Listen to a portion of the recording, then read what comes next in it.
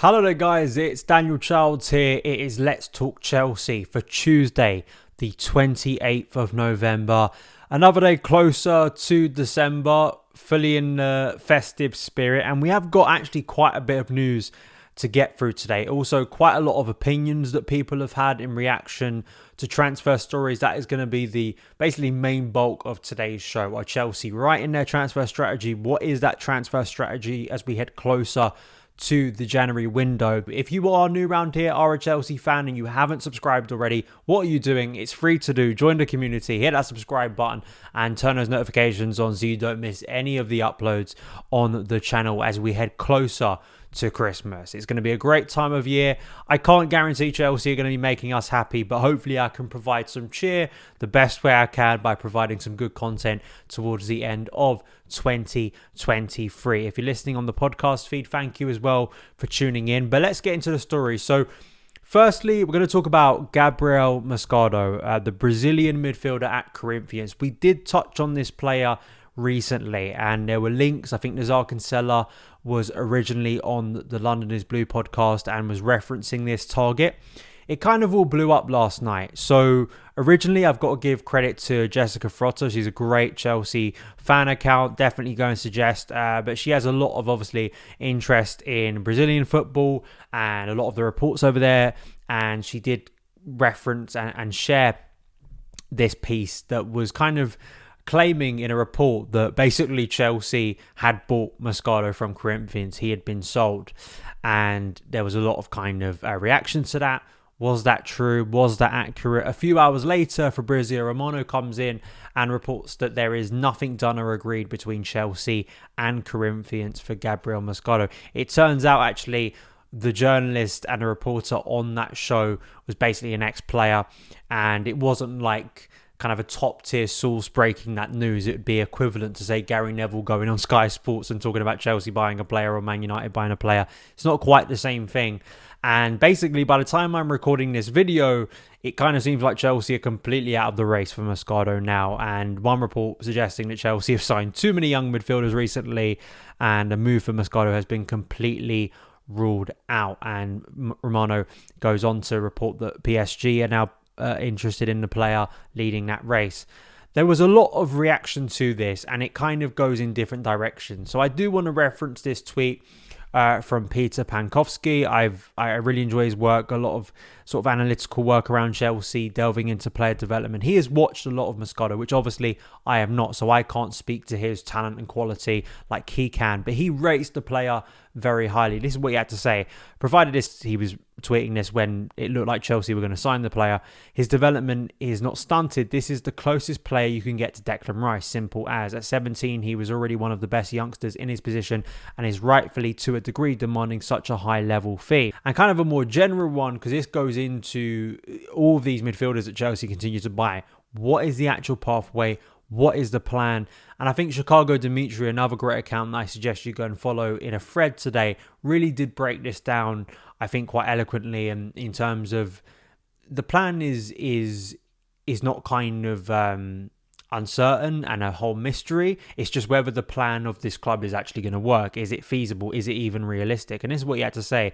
I'm getting pretty tired of being told that I don't understand what the plan is. The plan is not even remotely hard to understand. Conceptually, here it is. Buy a large amount of promising players at a discount, increase their valuation through developing them and showcasing them in leagues. Keep the best ones and sell the rest for profit. It's also literally the plan that Football Manager players do in pretty much every Football Manager save ever played. We're well familiar with the plan. A lot of us just doubt it can be successfully implemented in the real world by a team looking to compete for trophies. What happens when your young squad doesn't quite get good fast and you miss European football several years in a row? What happens when a manager doesn't actually want to play these young players? He goes on with several questions.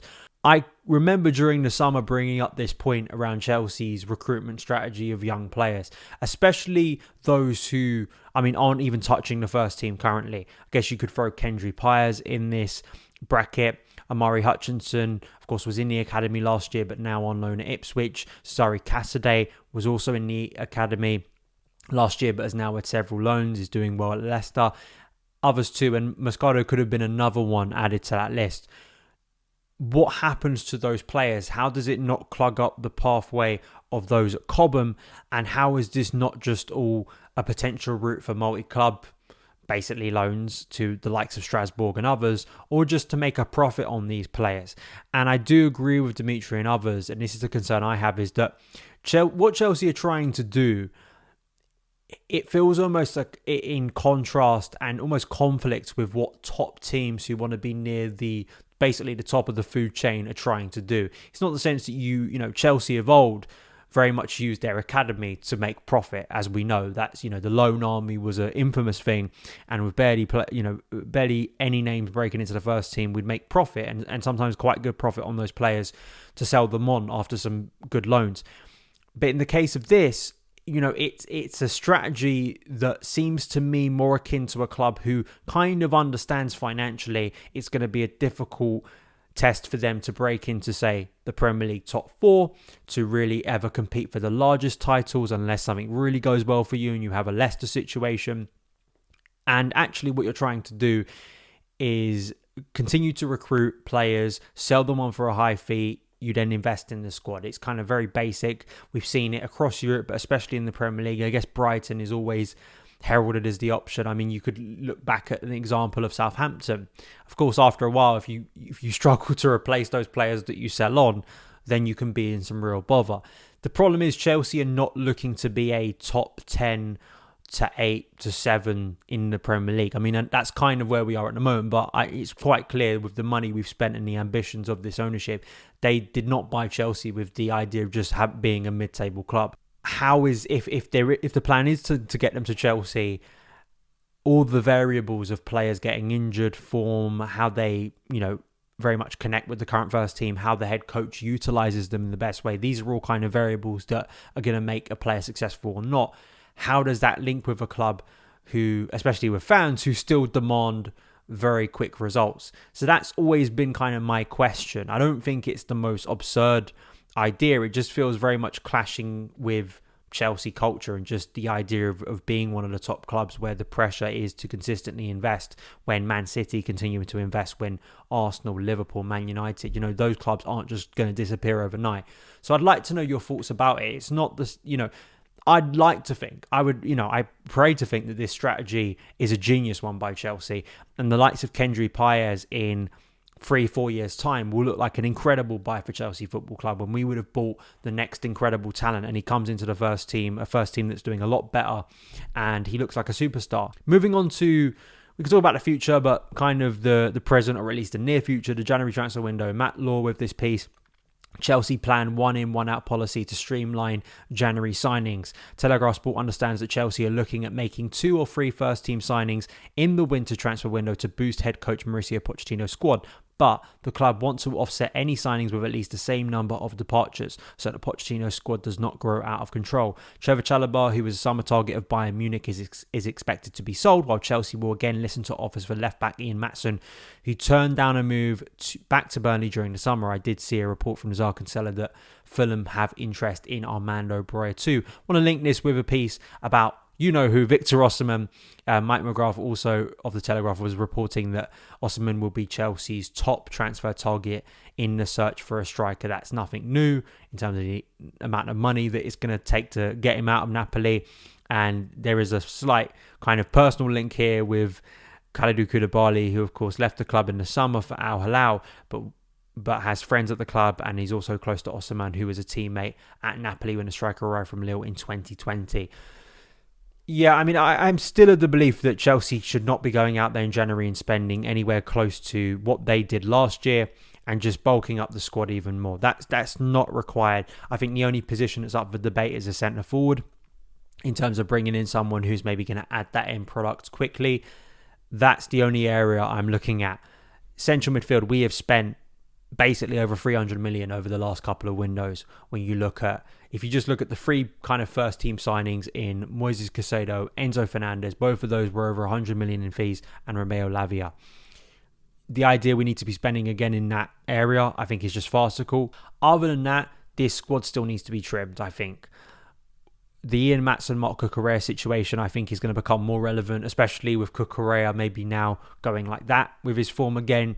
And I think it will be of concern to Chelsea fans, like it was in the summer, of letting Ian Maatsen go and keeping Marc Cucurella around, and the options you have in that area.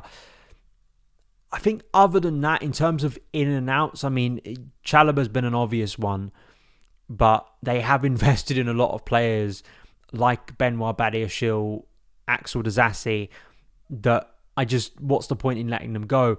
And although I did bring up this it sounded like a very kind of extreme idea of Noni Manuake potentially going out on loan. I mean, I've even seen Benoit Badiashile, an idea of him going on loan. I just don't quite understand the logic in doing that. Because again, you've invested in these players very recently, and if you're going to send them out on loan elsewhere, it kind of feels like we're giving up on them already. And I just don't think that's a smart move, especially when we've had some key injuries in defence and just across this squad. And, it's not the case that you need to chop this squad down massively. But I do think that on the other side, signing a load of players will only make the problem worse. I think it's relevant to point out the issues that Graham Potter clearly had. We did a lot of work to trim down the squad. It does not need to be bulked up anymore. As I say, other than centre forward, really that's the only discussion point. And I just can't see Osimhen moving in January. I can't really. I think that Ivan Toney always feels like the most realistic here. I still would like to see, and it's not going to be a lot of sample size before we get to January, what a Christopher Nkunku influence does on this Chelsea team. And as well with, say, Armando Broja, I mean, we haven't really seen that much of him this season, and I thought the small glimpses we got of him before he got that injury setback in October, I think he looks really promising. So I'm not kind of banging the table going, we have to sign X number of players. But I think in terms of Chelsea's whole strategy and the direction they want to go in, and if they really are kind of desperate for Champions League football, you could see that desperation come out in January again. And whether that will mean that Chelsea get a better squad, I think is up for debate. In terms of, it's all right. It's very easy, and I've seen it so often, flippant reactions from fans. But then not even under a year later, people are starting to bemoan all of that reactive business that doesn't actually help us in the long term. I remember the January of 2022 when people wanted Luca Dean. Actually, Chelsea not acting in that window, I felt, was the smarter move in the long term. I really do think that. So not acting is not a sign of failure. If you are just going to go out there and buy mid to kind of bad players who aren't going to improve your team, are going to clog up your squad, and they're going to leave you with more questions in the long term. I don't want another Joao Felix situation. I would rather have a situation where we actually sell more players in this window, ones who, like Chalobah, probably need to leave for the best interest of their career. Maybe you are looking at a loan or two for players who haven't got a lot of football so far this season.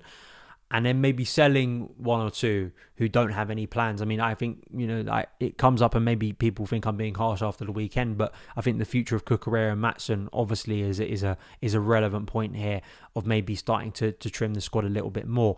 So that in itself is a relevant point, but I'm not. I mean, maybe I'm in the minority and maybe people are really panicking right now about Chelsea, but I can't. All the evidence we have of how bad this squad has looked over 2023 and how chaotic it's been, the idea that we need to go out there and spend even more and bring in another flurry of players, I just think it's just repeating the same problems over and over again, constantly chasing your own tail and thinking if we just repeat the mistakes of the past that we're complaining about now, somehow that's going to get us closer to where we want to be. I personally just don't think that's a very smart idea. I think unless you are going to pull off an Osimhen or you're going to bring in Ivan Toney, who I do think both of those would be kind of statement signings. Other than that, I'm not really looking at this squad and thinking it needs even more major investment. That's kind of my belief. That's not the. I always think I always do feel like I'm sound boring or kind of sound like I'm not exciting, because I know a lot of people always want transfers, and I understand it's that kind of dopamine hit. We got many in the January window, but did it in the end make us a wildly better team in the second half of the season? I mean, I think No is the answer. It's unequivocal that we didn't improve because of those signings. And that's not to say all of those signings were rubbish. Benoit Badiashile, I think, was a very, very good signing. I think Enzo Fernandez, hopefully in the long term, will prove to be a very, very good signing. I think Noni Madueke is a talented player. Mikhailo Mudryk hopefully can develop too. But it just shows you that January, just making big statements in January doesn't lead to instant results. So I'd like people to consider that when they're just calling out for us to sign a load of new players because we've had a bad result against Newcastle and they're panicking looking at the table. But then that leads to, of course, the ownership and their long-term strategy. What is it? Does it make sense? Will their actual plan, which we discussed earlier in the episode, actually come out to be good for Chelsea, or is it going to be flawed and leave Chelsea in a worse place? Let me know your thoughts in the comments below. You can follow me across socials at SonOfChelsea, and I will see you again very soon. All the best.